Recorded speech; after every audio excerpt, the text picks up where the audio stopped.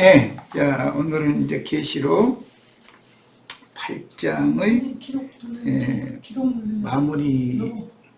기록 정말 참 기록 눌러야지. 당연히 해야지.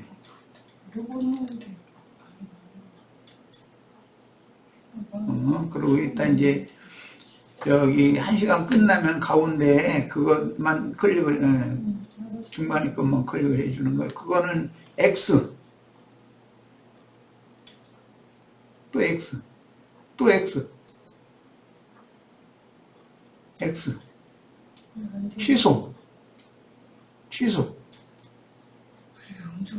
자, 그리고 X 이제는 한 사람 두 사람 들어야 했니까 나중에 들은 사람이 둘이 사람이 이게 아니 너무 썩으면 해주려는 우리말 한 마디 다 들어가잖아. 나중에 할 건데.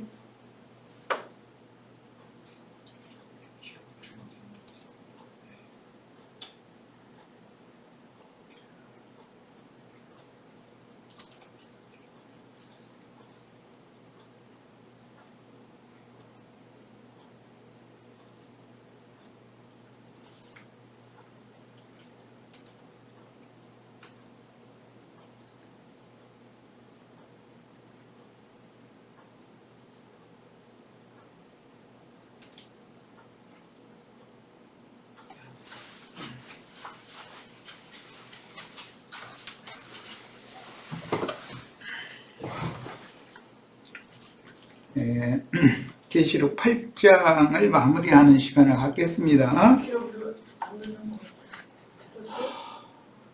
되고 있어.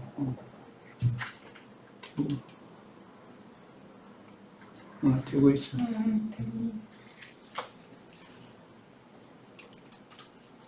계시록 8장 12절 13절 읽고서 계시록 8장을 오늘 마감을 하겠습니다. 자, 같이 성경 찾아 읽습니다. 넷째 천사가 나팔을 부니 해 3분의 1과 달 3분의 1과 별들이 3분의 1이 침을 받아 그 3분의 1이 어두워지니 낮 3분의 1은 비침이 없고 밤도 그러하더라 그랬고, 이제 그 마무리절도 보겠습니다. 아주 다 읽고 시작할게요. 독수리 13절입니다. 내가 또 보고 들으니 공중에 날아가는 독수리가 큰 소리로 이르되 땅에 거하는 자들에게 화가 있으리로다. 이 외에도 세 천사의 불 나팔 소리를 인함이로다. 이렇게 두 구절로 되어 있어요. 계시록 용어는 창세기로부터 시작해서 성경 전권의 비밀을 압축해서 기록한 말씀들이기 때문에 성경 전권을 잘 이해를 하시는 것이 우선 필요해요. 이 해석을 위해서는. 일곱 나팔 중에 처음 네 나팔, 그것은 경고나팔이라고 그랬고, 처음 네 나팔 중에서도 앞에 세 나팔은 지나갔고, 일곱 나팔이 사실은 이제 마지막 한 이래를 온 땅에 알리는 그런 증인들의 외침을 나팔이라고 하는 거기 때문에 앞에 네 나팔은 이제 흔히 말하는 마지막 한 이래의 전반부, 전 3년 반 뭐 이렇게들 얘기하죠. 환란 전. 그런데 사실은 그때부터 환란이 시작이 된 거예요. 세상 교육의 그런 뭐 환란 전 휴거냐, 환란 후 휴거냐, 뭐 등등 이런 교리를 다 잊어버리셔야 돼요. 성경대로만 그냥 믿으셔야 되니까. 마지막 한 일회가 시작이 되면 이제 환란이 시작이 된 거예요, 사실은. 그런데 전반부 이제 마지막 한 일의 시작부터 두 증인들과 7천의 승천까지는 전반부라고 그러고, 그 뒤로부터는 이제 후반부라고 그러죠. 42달 1260일 또 나눠져요. 그래서 그 후반부는 화로 되어 있고, 전반부는 경고성이다. 경고성인데, 경고성이라는 말은 하나의 징조인 것이죠. 하나님의 말씀을 받은 맞닿아서 증거하는 증인들이 침을 받아가지고 육신적으로는 죽는 거예요. 이제 영적으로는 빛들이 떠나는 것이고, 그러면 어둠의 세상이 오는 거죠. 그때부터 이제 무적행이 열려서 짐승들이 올라와서 증인들을 이제 박해하기 시작하면 마지막 한일회가 시작이 된 거예요. 그때가 되면 그 마태복음이나 누가복음 등에서, 특히 누가복음 21장에서 뭐 이렇게 보기로 한 거지.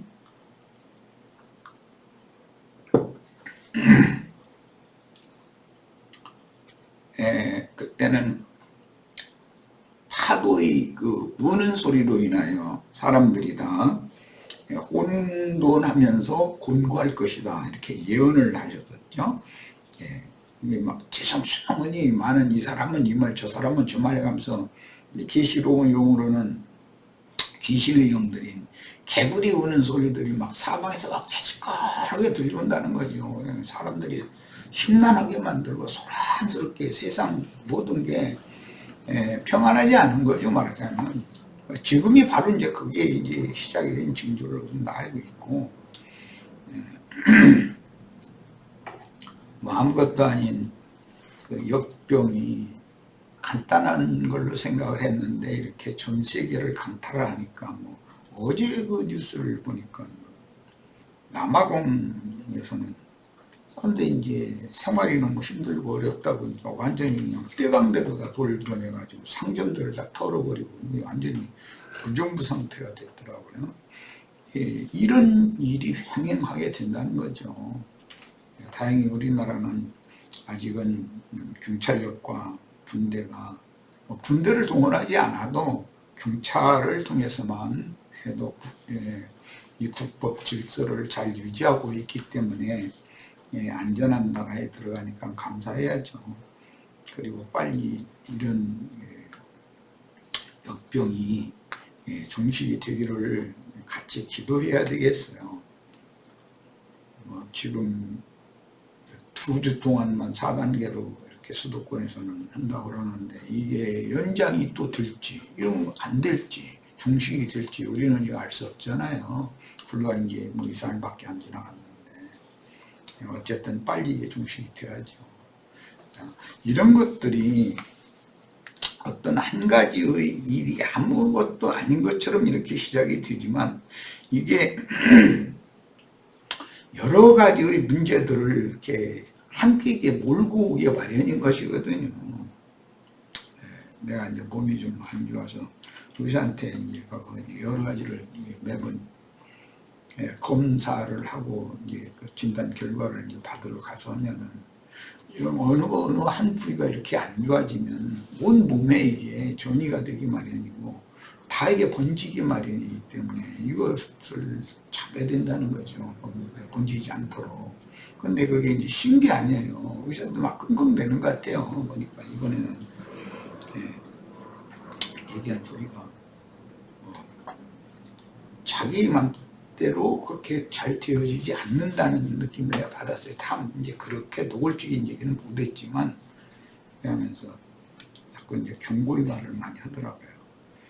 그런 거예요. 아무것도 아닌 걸로 시작이 되지만 이게 여러 가지 상황으로 악화되고 더 번지는 것이거든요. 상황이라는 거는. 이런 걸 생각해 보시면 돼요. 여기서는 앞에는 사실은 인을 뗄 때는 4분의 1 얘기를 해서 3분의 1로 지금 더 지금 번지고 있다는 걸 알 수 있잖아요. 자, 그 다음에 여기서 중요한 일은 이제 해, 달, 별이 침을 받았다, 이렇게 표현을 했어요. 이건 뭐 내가 여러 번을 강론을 했던 것처럼 모세가 지팡이로 반석을 2번을 칩니다. 친다는 것은 뭔 뜻인지 이제 우리는 이미 다 알고 계실 거예요. 반석이신 그리스도 인자 예수를 1번 치고 주의 증인들을 2번째 또 치는 거예요. 반드시 그래야 돼요. 2번째 치는 것이 완성이에요. 이제 침을 받으면 해도 달도 별들도 빛을 잃게 된다는 거예요. 그러니까 온 천지가 다 어두워지는 거죠. 지상세계가. 이런 것은 다 비유의 말씀이다라는 말이죠. 그래서 세속교계의 기득권자들이 자신들의 신학 교리, 모세 때는 율법 지팡인데 그걸 가지고 먼저 예수를 친 것이 우리의 법에 의하면이라고 했던 율법을 말하는 것이거든요. 크게 오해한 하나님의 말씀이죠. 그걸 가지고 예수를 참남한 자다 해서 이렇게 정죄해서 사형 판결을 내렸어요. 이제 이런 일이 오면 그들이 목적을 이뤄야 되기 때문에 그러나 그들은 예수님이나 제 증인들을 사람을 죽이는 권한은 없잖아요. 종교적인 권세가 있다 해가지고 사람을 물리적으로 죽일 수는 없잖아요. 그러니까 당연히 세상 법정에 넘겨야 되는 거죠. 그럼 이제 그게 사형 판결을 판사에게서 받아내야만 사형이 집행이 거기 때문에 그렇게 하려면은 이제 자신들은 죽이기로 결정을 했지만 세상의 법에 의하면 이 사람은 죽일 만한 그런 범죄 사실이 드러나지를 않으니까 재판이 자꾸 지진이근하고 그 사람들이 원대로 되지는 않고 이제 그럴 거 아니겠어요. 그런데 그때가 마지막으로 증거의 기회가 된다 그랬어요. 그러니까 이게 이제 마지막 나팔, 나팔을 증인들이 나팔을 마지막으로 불 수 있는 기회다 이 말이죠. 법정에서 마지막 하고 싶은 말 다 한다 이제 그런 말이 되겠죠. 예수님이 마지막 그 빌라도의 법정에서 마지막 말씀 다 증거를 했잖아요. 그런 것을 이제 이해를 하셔야 되겠고, 그 정치 지도자라는 것은 밀란이 일어나는 것이 아주 제일 두려운 일이거든요. 그런데 유대교 지도자들은 정치 지도자의 그런 약점을 알기 때문에 미혹의 영으로 뒤에서 저를 십자가에 못 박고 강도로 밀란을 일으켰던 자 바라바는 그 대신 놔주고 저 사람은 죽여야 된다 이렇게 밀란을 일으키게 만든다는 거예요. 뒤에서 다 미혹하는 거죠. 이게 이제 오늘날의 용어로 말하면 언론 플레이를 하는 거죠. 그럼 이제 진리의 그 말씀이 이루어지게 하기 위해서는 그런 사람들의 말을 그냥 거짓말 섞어가지고 그냥 저 사람 반드시 죽일 어떤 죄목이 있는 사람인 것처럼 이렇게 떠들어대는 나팔을 막 전 세상에 불어대는 자들이 있는 거죠. 그런 분위기를 통해서 증인들을 죽이는 거예요. 그러면 그게 침을 받았다 그러고 어둠이 왔다 어두워졌다 그 말은 빛의 말씀을 맡은 빛의 사자가 떠나갔다 그 말이거든요. 이런 그 문장의 흐름을 잘 이해하기 위해서 우리 지체들은 성경 전권의 흐름에 대해서 꼭 이해를 바르게 하시기를 바랍니다. 해를 치고 달을 치고 별들을 치니까 3분의 1이 침을 받아서 이제 빛들이 떠나가니까 어둠이 오는 건 당연한 거죠. 그래서 낮도 어두워지고 밤도 어두워졌다. 밤의 빛은 달빛이나 별빛이고 낮의 빛은 햇빛인데 물리적으로 오자면 그런 게 다 침을 받아서 이제 빛을 잃었다는 거죠. 자, 낮의 빛과 밤의 빛들이 침을 받아 빛을 잃고 온 세상이 어두워진다라는 뜻은 그 영의 활동이 말하자면 주님의 은혜가 거두어진다. 인간들의 양심이 마비되고 무뎌진다 라는 말과 같은 거죠. 그러면 온 세상이 어두워지는 거니까. 그 다음에 그 영의 빛을 받아서 반사하던 밤의 빛이라는 건 반사하는 빛이니까 달빛이나 별빛, 교회와 교회를 대표하는 증인들이 세상 교계의 박해를 받는 거예요. 그런데 세상 교계는 증인들을 죽일 때는 반드시 세상 권세와 연합을 해요. 예수를 죽일 때 유대교 지도자들은 헤롯이나 빌라도가 단일의 친구가 된다는 거예요. 그렇게 하면 못 죽이니까. 그것이 이제 하나님이 허락하시는 일이죠. 그래서 세상으로부터 박해를 받으면 이제 어떤 증인들이 한 사람, 두 사람 이제 대리감을 받기 시작하면 대부분이 이제 박해가 시작되면 도망가고 숨기 마련이죠. 그런다는 뜻이에요. 그 다음에 빛의 말씀을 증거할 수 없는 상황이 오는 거예요. 이제 마지막 한 일회가 시작됐다는 뜻이고, 창세기 1장에서 해, 달, 별 이야기를 말씀하실 때 보면 징조와 사시와 일자와 연한을 이루어라 이렇게 하는데, 징조다 이거예요. 1월 성신의 징조가 이렇게 이루어지는 것이다 이 말이에요. 그때부터 이제 예언하신 예수님이 말씀하신 인자가 다시 올 때 해가 빛을 잃고 달도 별도 빛을 잃게 될 거고, 이렇게 되는 것이 1월 성신의 징조다 이렇게 표현을 하셨어요. 그런데 이것은 성령의 운행이 이렇게 걷어져 가는 거예요. 이것은 이제 나타난 상황으로는 사람들의 양심이 그 거짓 말을 유포시키는 기독교계의 목회자들, 설교자들이나 세상교계의 판검사들이나 특히 이제 신문, 방송 이런 게 전부 거짓의 영이고 역사하는 것이고, 개구리는 그 개구리의 영이고 역사하는 것이거든요. 그렇게 되면 거짓말을 섞는 거예요. 그래가지고선 진실인 것처럼 사람들이 호도해가지고 그 사람을 당연히 죽여야 된다라고 모든 국민이 개인이 막 분을 품고 미워하도록 그렇게 그런 용을 붙여준다는 것이죠. 나는 벌써부터 극우주의자들이나 극좌주의자들이 어떤 방송을 내보내거나 신문을 내보내거나 그림을 보내는 것만 모든 게 다 그래요. 정신세계를 흘려보내는 것이에요. 그러니까 그건 명확한 것을 우리는 분별을 해야 되는 것이지, 자기의 어떤 정치적인 성향이나 종교적인 성향이나 이거에 따라서 어떤 것을 함부로 판단했다는 큰일 난다. 그걸 오죽하면 세상날에 팩트체크라는 것이 생기겠어요. 그걸 해야 된다는 거예요. 반드시. 그게 쉬운 일이 아니에요.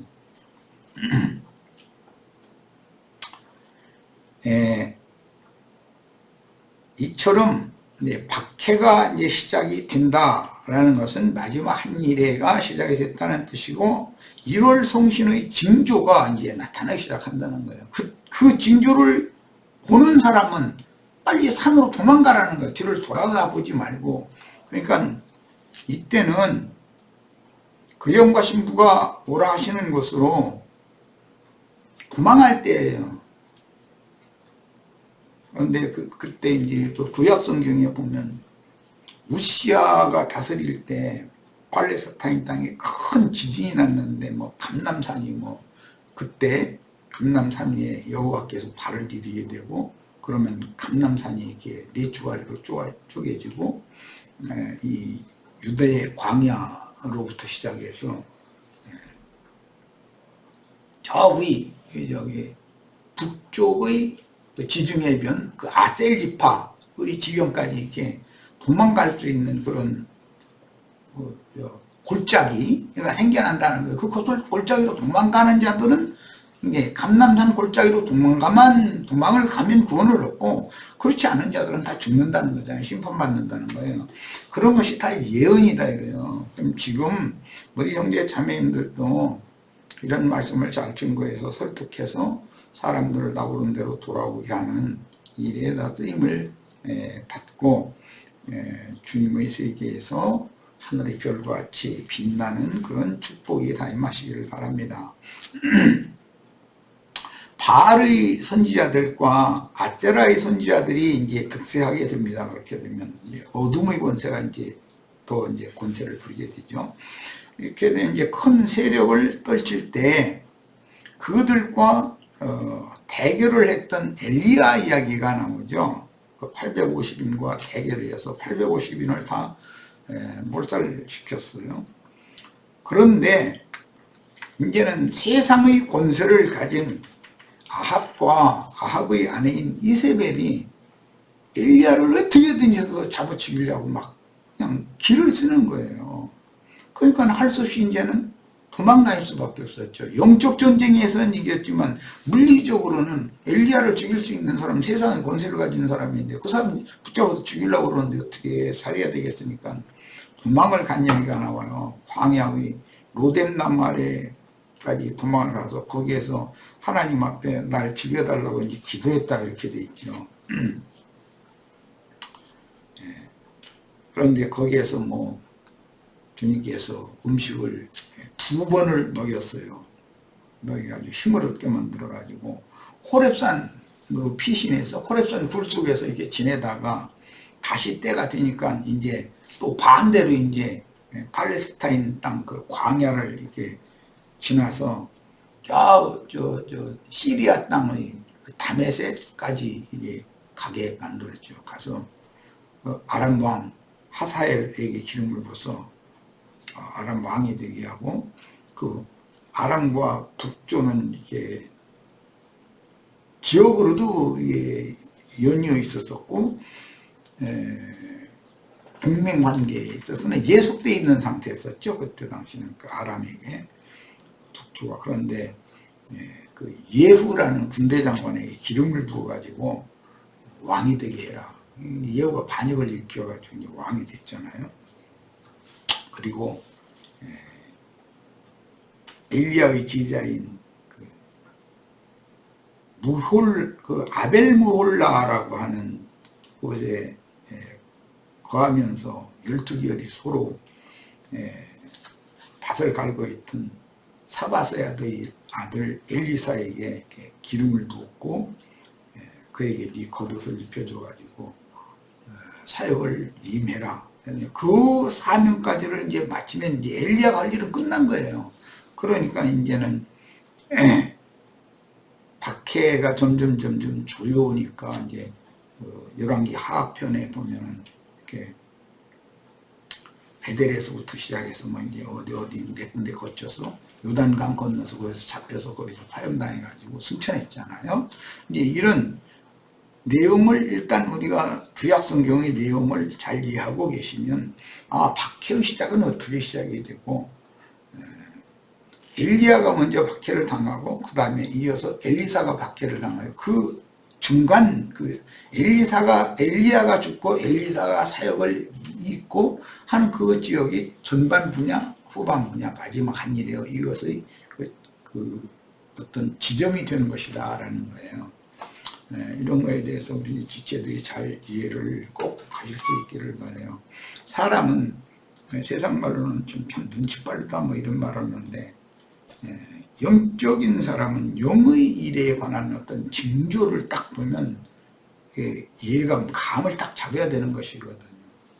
어느 때가 되면 어떤 말씀을 직접적으로 하나님이 나팔에 불게 해서 선포를 하는 거예요. 그런데 누구를 먼저 데려가고 그 다음 순서는 누구고 그렇게 해서 이제 한 시대를 종결하고 새 시대를 이루고 이런 모든 것이 하나님의 보관대로 착착착착 진행이 되는 거예요. 하나님의 시간표는 틀림이 없어요.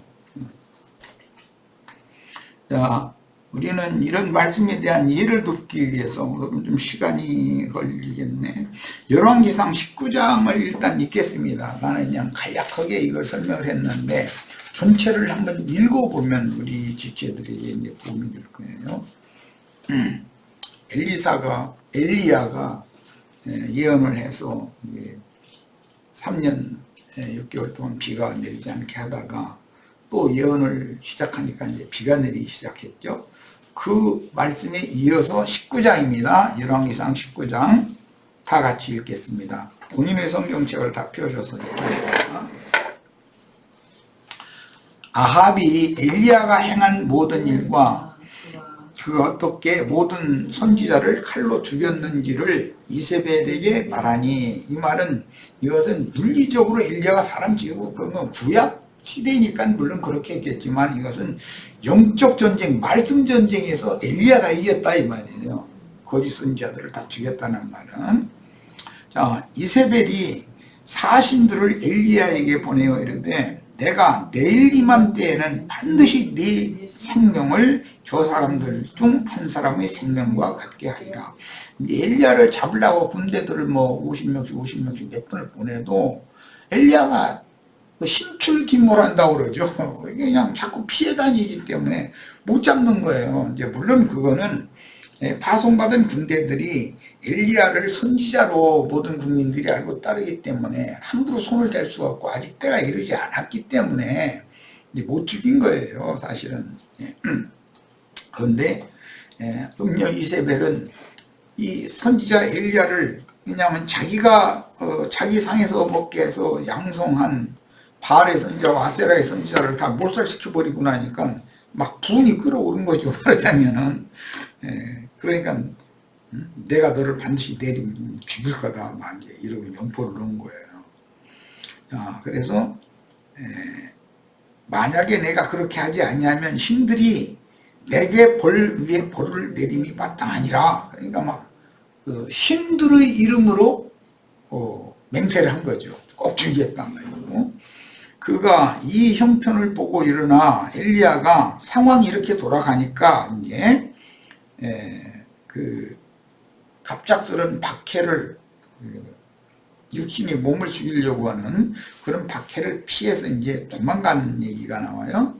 자기 생명을 위해서 도망하여 유다에 속한 브엘세바에 이르러 자기의 사환을 그곳에 머물게 하고, 왜 브엘세바를 데리고 다니면 아무래도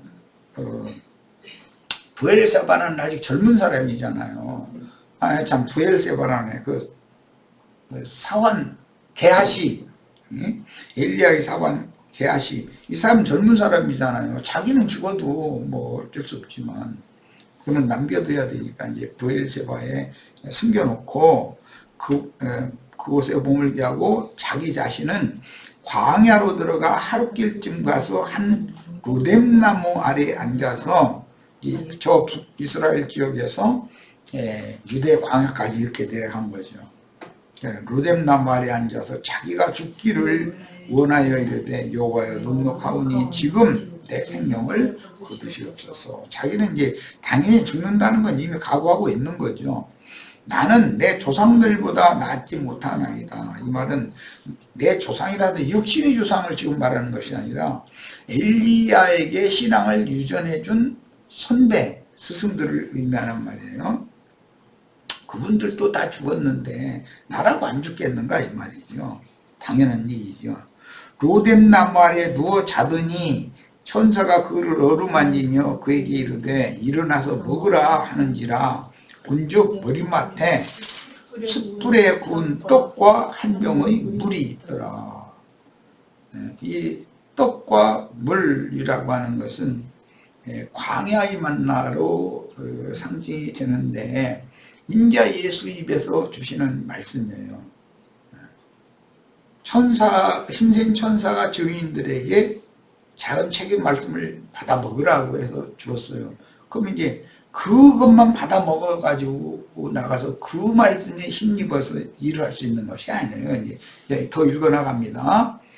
이에 먹고 마시고 다시 누웠더니 여호와의 천사가 또다시 와서 어루만지며, 두 번째 이제 치는 것도 완전히 두 번째 완성인 거예요. 이르되 일어나 먹으라. 네가 갈 길을 다 가지 못할까 하노라. 그러니까 한 번 첫 번째 먹여준 음식만 가지고는 아직 할 일을 다 마치지 못하고 죽어버리면 하나님이 당신의 일을 완성을 할 수가 없다라는 뜻이죠. 그래서 한 번을 더 먹이는 얘기가 나오는 거예요. 일어나 먹으라. 네가 갈 길을 다 가지 못할까 하노라 하는지라. 갈 길을 다 가지 못한다라는 것은 너에게 맡긴 사명을 완수하지 못한다, 그런 뜻이에요. 이에 일어나서 먹고 마시고, 이건 두 번째 먹는 거예요. 또 두 번째 마시는 거예요. 그 음식물의 힘을 의지하여 40주 40야를 가서 하나님의 산 호렙에 이르니라. 이 호렙산이라는 데는 아라비아에 있는 산이잖아요. 아주 이제 그 유대 광야에서 저 북쪽가 있는 북이스라엘 땅에서 남쪽 유대 광야에 와서 죽기를 구하였는데 하나님 죽이시지를 않는 거예요. 그냥 2번 음식을 먹였어요. 이것은 이제 계시록에서는 입에서 첫 번째 음식 먹을 때 입에서는 다나, 배에 들어갈 때는 2번째 먹는 거예요. 이제 그때는 쓰다 그랬어요. 이것은 완전히 소화를 시킨 말씀이 됐다 이 말이에요. 받은 말씀이 영적으로 완전히 소화된 거예요. 그건 2번째 먹는 거예요. 성령이 가르쳐 주심이죠. 그것을 힘입어야 마무리 사역을 할 수 있다는 거예요. 엘리야가 그곳 굴에 들어가서, 이것은 호렙산 굴을 말하는 거예요. 아라비아의. 거기서 머물더니 여호와의 말씀이 그에게 임하여 이르시되 엘리야야 네가 어찌하여 여기 있느냐. 그가 대답하되 내가 만군의 하나님 여호와의 열심히 유별하오니, 유별나다라고 그러는데 이건 지난번엔 특심하오니라고 번역했는데 유별나다 그래요. 요즘 말로 아주 번역 잘 됐네. 열심히 유별하오니, 이는 이스라엘 자손이 주의 언약을 버리고 주의 제단을 헐며 칼로 주의 선지자들을 죽였음이오며, 이런 거에 대해서 엘리야는 막 견뎌나 들고 드는 거예요. 막 초부시는 말을 하고 다녔던 거죠. 그러니까 아합과 그 음녀 이세벨에게 완전히 그 미움의 대상이 되었고, 아합과 음녀 이세벨이 지배하는 그 백성들 모두에게 그냥 엘리야를 미워하는 마음이 막 속이 가득하게 만들어지는 상태예요, 지금. 오직 나만 남았거늘 이랬어요. 이건 참, 엘리야가 사실은 지금 이제 착각하고 있는 거예요. 하나님은 엘리야는 대표자이고 7천을 아직 여기저기 바르게 무릎 꿇지 않은 7천을 감춰놓고 있었던 거예요. 그들이 다만 숨어 있을 뿐이죠. 예수님이 죽임을 당할 때 지지자들이 다 도망간 것 같아요. 그래도 지지자들은 지지자들이고, 은희하여 믿던 유대교 공의회 의원이던 지지자들도 있었어요. 감춰져 있는 거예요. 그런데 겉으로 내가 예수의 제자다라고 발표를 못하는 거죠. 그만큼 이제 약한 거죠. 말하자면 신앙이 아직은. 그럼 그들을 강화시켜가지고 그들에게 마무리 사역까지 잘 할 수 있도록 사명을 다 하고 죽어야 된단 말이에요. 그게 하나님의 생각이에요. 그런데 엘리야는 난 지금 죽여주세요. 이제 이렇게 자꾸 하는 거고, 상황을 잘 이해를 하시기를 바라요. 그런데 오직 나만 남았거늘 그들이 내 생명을 찾아 빼앗으려 하나이다. 여호와께서 이르시되 너는 나가서 여호와 앞에서 산에 서라 하시더니,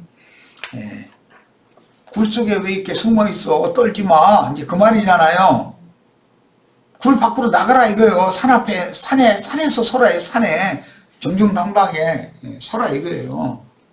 하시더니, 여호와께서 지나가시는데 여호와 앞에 크고 강한 바람이 산을 가르고 바위를 부수나 바람 가운데 여호와께서 계시지 아니하며, 그러니까 하나님이 그 바람을 타고 오셨지만 엘리야는 지금 모든 하나님의 선지자들을 이 왼수들이 다 죽이고 나 하나 남았는데, 이 생각이 가리는 거예요. 자꾸 하나님이 자기에게 자꾸 역사해도 막 강한 바람이 산을 가르고 바위를 부수는데도 하나님이 안 보여.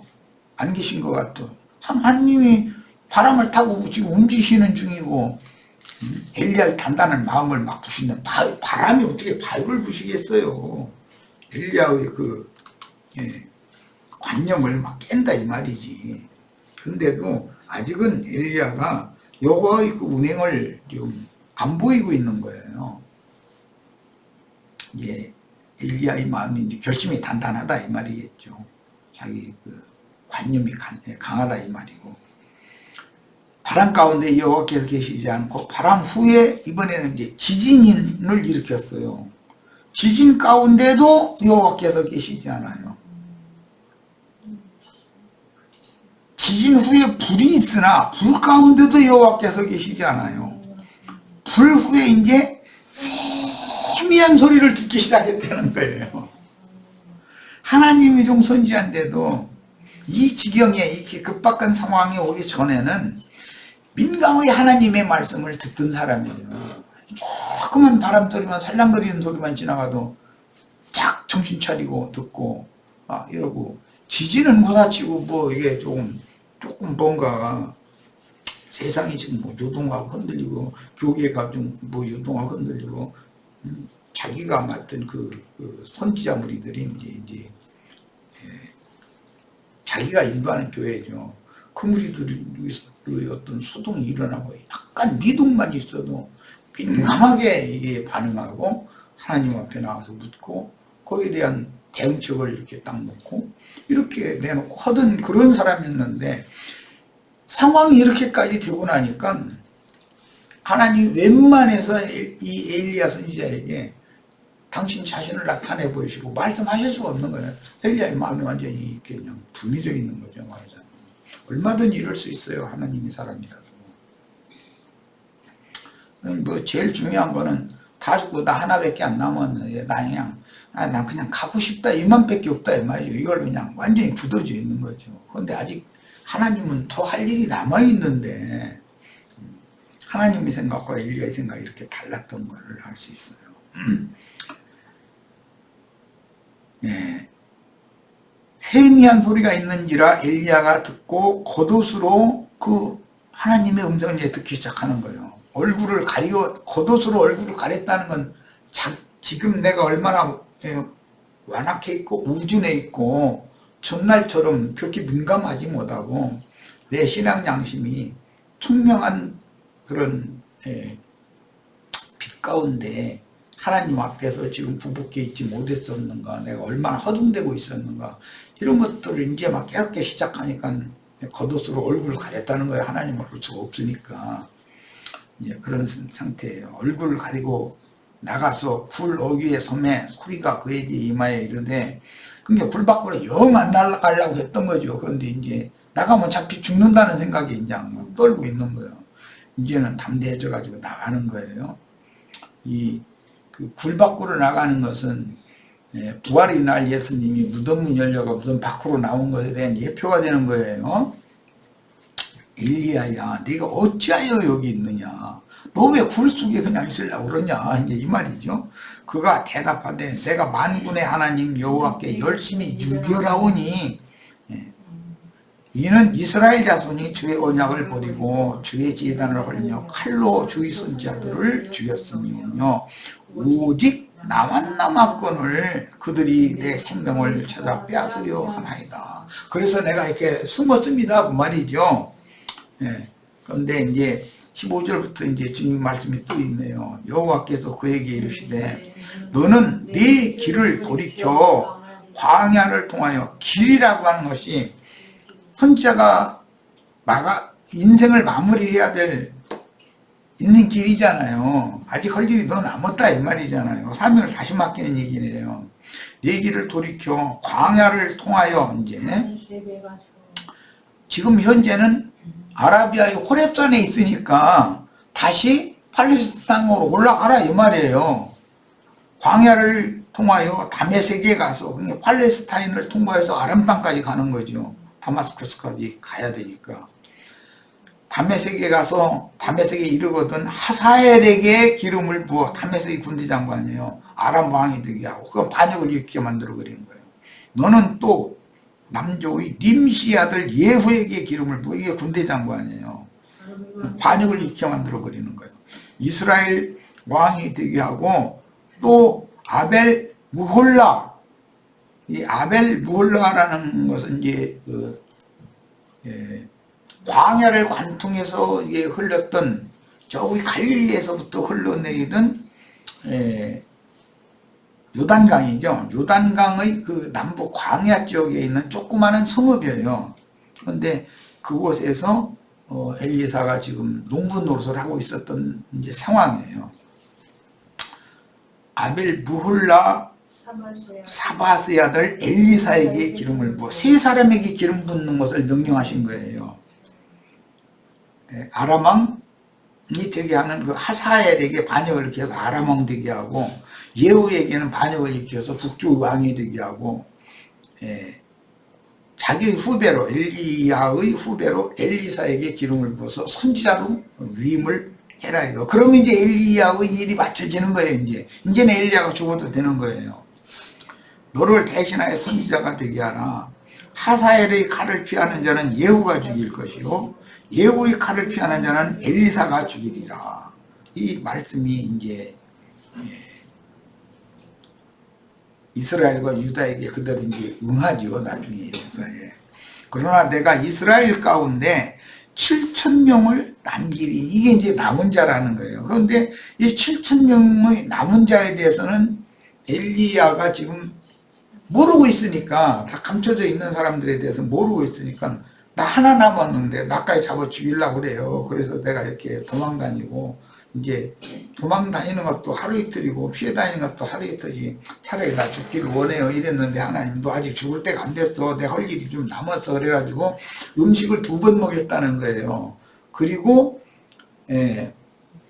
아라비아의 호렙산 굴 속에 들어가서 떨고 있는데 불러내는 거예요. 3일 당당하게 서라 이거예요. 밖으로, 무덤 밖으로, 이제 굴 밖으로죠. 그런데 이제 신약의 용어는 무덤 밖으로예요. 육길의 생각 밖으로 이게 나와라 이 말이에요. 두려워하지 말아라. 나와가지고 세 사람한테 기름을 부어라. 내가 이 사명을 넌 행해야 된다. 그러니까 아직 엘리야가 행할 길이 많이 남았죠. 아라비아에서 역으로 또 팔레스타인 관통해서 아람 땅의 다메섹까지 올라가야 되고, 거기서 또 내려오다가 예후에게 또 기름을 부어야 되고, 그 다음에 광야, 유대 광야에서 농사짓고 있던 아벨 무홀라라고 하는 거. 아벨 무홀라라는 말이 이게 물결이 춤춘다 그런 뜻이에요. 아벨이라는 말이 있고 무홀라라는 말이 이게 합성어인데 물결이 춤추는 곳이에요. 그곳에 엘리사가 그 동네에 살았어요. 거기서 농사를 졌어요. 그런데 엘리야가 지금 착각하고 있는 것을 딱 가르쳐 주는 거예요. 너 하나 남은 게 아니야. 나는 실천을 내가 다 이것저것 숨겨놓고 있어. 걱정만 이제 말하자면 그런 거죠. 그러니까 이제 엘리야가 그 하나님의 사명을 이제 수행을 다 하는 거예요. 그러면 엘리야 이제는 떠나도 되는 거예요. 이제는 데려가시는 거예요. 이것이 하나님의 선지자였던 엘리야가 어떻게 그 인생을 마감을 했는지를 기록한 역사적인 사실이에요. 엘리야가 순교를 하면 마지막 한 일의 전반부가 끝났다는 뜻이에요. 이 말을 잘 명심해서 이제 마음에 담아두셔요. 그러면 엘리사가 후반부 사역을 또 할 거예요. 당연히 이어서. 자, 시간이 다 됐네. 첫 시간 일단 여기까지서 마칩니다. 잠깐 쉬었다 하겠습니다.